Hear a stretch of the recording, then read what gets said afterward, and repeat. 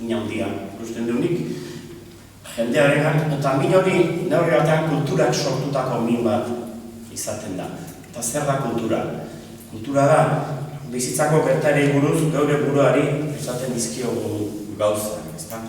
Poema batean planteatzen dut, amodio bat, 3 urte irautzen ditu. Eta bukatzen da.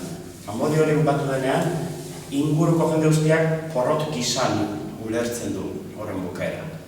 Sinizarazi digutelako, amodioak bizitza osoa iraun behar duela, edo 15 urte iraun behar dituela. Eta eskontzen zarenean, den aurrean hitza eman duzu, maiteko duzula eta bak, baina maitatzeko gauza ez zarenean, frakaso kontua datu, ez da. Eta nik diot, zeinek esaten du amodio batek bizitza oso egon behar duela. Amodio hori igualtzen 3 urtetarako amodio bat, eta bere zikula bete du, eta oso esperientzia horak biziarazi dizkio bikote horri, eta puntu, ez da. Eta nahi du, zoritxar baten aurrean, askotan, min handiagoa egiten duela, zoritxar hori buruz uste dugunak, edo esaten dugunak.